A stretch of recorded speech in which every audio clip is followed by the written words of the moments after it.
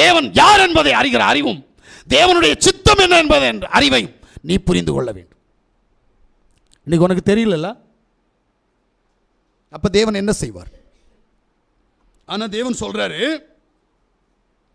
என்ன சொல்றாரு அப்படின்னா, மத்தேயு சுவிசேஷம் 28வது அதிகாரம் அதனுடைய 20வது வசனத்துக்கு நாம் கடந்து போகிற போது, நான் உங்களுக்கு கட்டளையிட்ட யாவையும் அவர்கள் கைக்கொள்ளும்படி அவர்களுக்கு உபதேசம் பண்ணுங்கள்.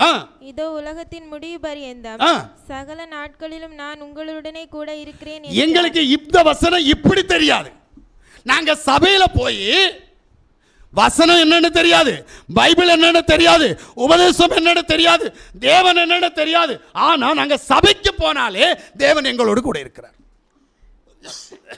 ஞானஸ்தானம் எடுத்துட்டோம் அப்படின்னா உடனே நாங்க ரட்சிக்கப்பட்டுட்டோம், பரலோகத்து போறது நாங்க தயாராயிட்டோம். என்ன முட்டாள்தனம்! பரலோகத்தின் தேவன் வசனத்தில் கரெக்டா எழுதியிருக்கிறார். எப்படி எழுதினார்? வாழ்க்கையின் முடிவு பரியந்தம் நிலைத்து நிற்பவன் எவனோ அவன் ஒருவனே ரட்சிக்கப்படுவான். வாழ்க்கையில் அநேக தவறுகளை செய்து கொண்டிருக்கிறோம், அநேக பிரச்சனைக்குள்ளாக கடந்து போகிறோம், அநேக போராட்டங்களுக்குள்ளாக கடந்து போகிறோம், ஆனால் அநேக சமாதான குலைச்சலுடைய ஊடாய் கடந்து போகிறோம். அப்படி ஆனால் எப்படி சர்வ வல்லமையுள்ள தேவன் நம்மோடு கூட இருந்து நம்மை ஆசீர்வதிப்பார்? பிரைஸ் யாசுவா. நிச்சயமாக அது ஆசீர்வாதமாக அமையாது, ஆசீர்வாத குலைச்சலாக அமையும். புரிந்து கொள்ளுங்கள். இன்னைக்கு நமக்கு நல்லா புரியல. என்ன தேவன் யாரோடு கூட இருக்கிறார்? தேவன் இருக்கிறவர்களோடு கூட நாம் வாக்குவாதம், நாம் பிரச்சனைகள், நாம் போராட்டங்கள் பண்ணலாமா? இதை நாம் அறிய வேண்டும். அதனால தான் சொல்றாரு, நம்மை ஆசீர்வதிக்கும் தேவன் நம்மோடு கூட இருக்க வேண்டுமானால் ஏன் நமக்கு இப்படிப்பட்ட விபரீதங்கள் நடந்து கொண்டிருக்கிறது? ஏன் இப்படிப்பட்ட பிரச்சனைகள் நடக்கிறது? ஏன் நமக்கு ஆசீர்வாத குலைச்சல்கள்? ஏன்?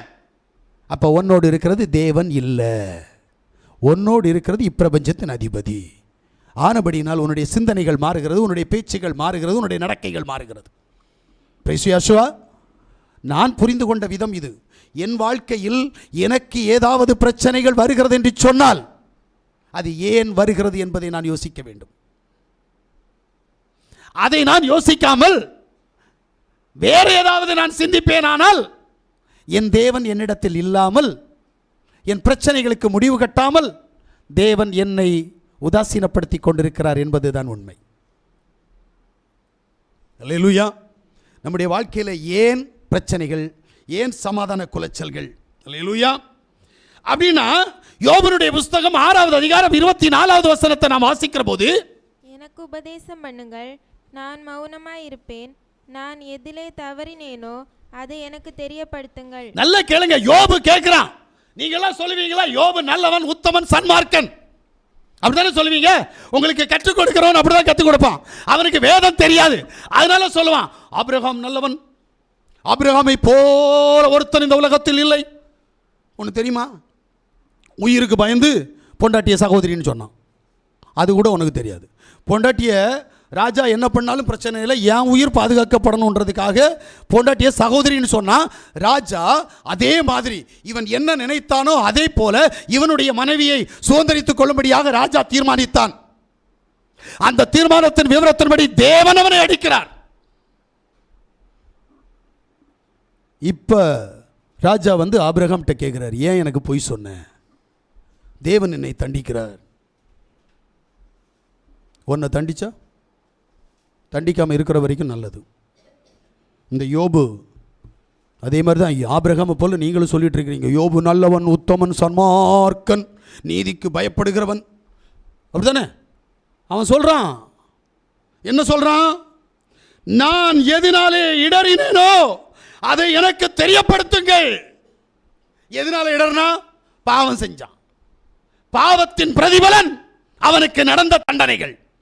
பிள்ளைகள் மரித்தார்கள், மிருக ஜீவன்கள் அழிந்தது, அவனுடைய சரீரம் கெட்டு போனது, மனைவி சாகும்படியாக சொல்லுகிறாள்.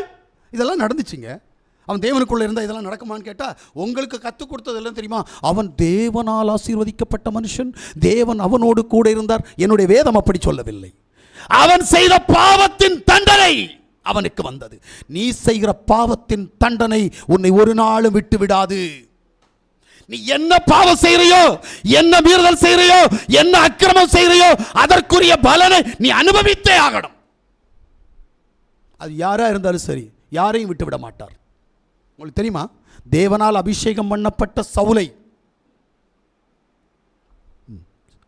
சவுலை கூட்டிட்டு வந்து அவனை அபிஷேகம் பண்ணி அவனை ராஜாவாக மாற்றினது என் தேவன். சவுல் தப்பு பண்ண போது அந்த சவுலை அந்த இடத்திலிருந்து மாற்றின தேவன், நீ தவறு பண்ணும் போது உன்னை அந்த இடத்திலிருந்து மாற்றுவாரா இல்லையா? நீ நினைச்சிட்டு இருக்கிற நான் அவனாக்கு, நான் இவளாக்கு, நான் அப்படியாக்கு, நான் இப்படியாக்கு என்று நினைக்கலாம். கையில் 4 காசு இருந்தால் போதாது. தேவனுடைய கரம் நம்மோடு கூட இருக்கணும். தேவனுடைய வல்லமை நம்மோடு கூட இருக்கணும். அப்படி இருந்தால் மட்டுமே நாம் பாதுகாக்கப்படுவோம், நாம் ஆசீர்வதிக்கப்படுவோம். காசு நம்மளை பாதுகாக்காது தெரியுமா? எந்த நாட்டு பணம் உன்னை பாதுகாக்கும்? பணத்துக்கு அவ்வளவு இது இருக்கா? இல்லை உன் படிப்பு உன்னை பாதுகாக்குமா? நீ படிச்சுட்டா என் பேருக்கு பின்னாடி என்னெல்லாமோ போடுறேன், அந்த படிப்பு என்ன ஒரு நாள் பாதுகாக்காது தெரியுமா உங்களுக்கு? நான் உண்மையை சொல்லுகிறேன். தேவ சமூகத்தில் எவன் தன்னை தாழ்த்துகிறானோ அவன் உயர்த்தப்படுவான். எவன் உயர்த்துகிறானோ அவன் அவ்வளவுதான், தொலைச்சு கட்டிடுவார். அதனால தயவு செய்து சொல்றேன், தேவன் உங்களோடு கூட இருக்கிறார் என்று சொன்னால் உண்மையிலேயே உங்களுடைய கிரியைகள் உங்களை வெளிப்படுத்தும்.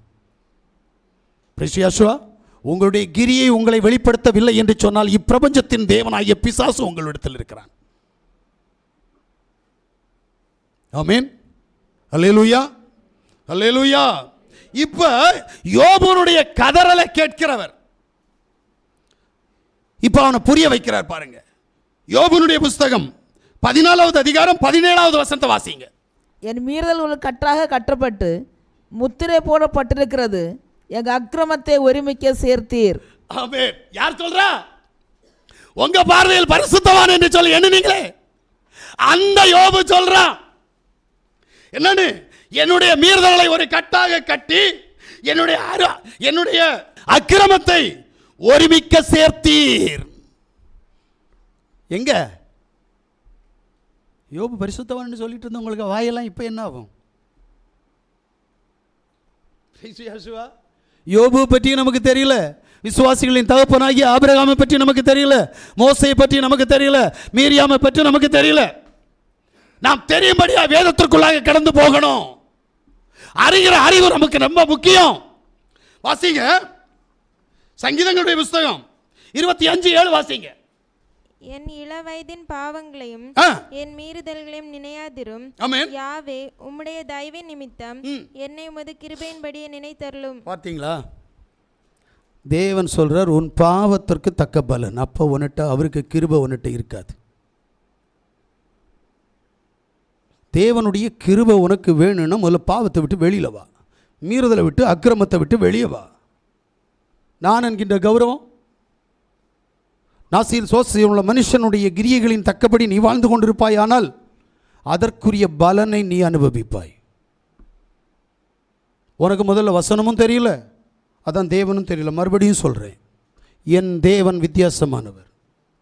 நம்ம எல்லாம் நினச்சிட்டு இருக்கோம் என்னுடைய பலம் இவ்வளவு இருக்கு, என்னுடைய அறிவு அவ்வளவு இருக்கு, எனக்கு இவ்வளவு பணம் இருக்கு. இதெல்லாம் தேவ சமூகத்தில் ஒத்து வராது. ஒரு செகண்ட் அவ்வளோதான், ஒன்றை 0 ஆக்கி உட்கார வைக்க அவருக்கு முடியும். அல்லேலூயா. நான் ஆராதிக்கிற தேவன் சர்வ வல்லமையுள்ள தேவன். நீ ஆராதிக்கிற தேவன் எப்படின்னு எனக்கு தெரியாது. என்னுடைய தேவன் சர்வ வல்லமையுள்ளவர். வல்லமையுள்ளவர் இல்லைங்க, அவர் சர்வ வல்லமையுள்ள தேவன். அவர் தேவன் இல்லைங்க, தேவாதி தேவன். அவர் கர்த்தர் இல்லை, கர்த்தாதி கர்த்தர். முதல்ல இதை புரியணும். நமக்கு புரியாம தான் நம்ம ஏதோ செஞ்சுட்டு இருக்கோம். ஆனால் தேவனுடைய அடி நம்மையில் விழுந்து விடும். ஜாக்கிரதையா இருங்க. அப்போ பாவத்தின் சம்பளமாகத்தான் ஆசீர்வாத குலைச்சல் கடந்து வருகிறது.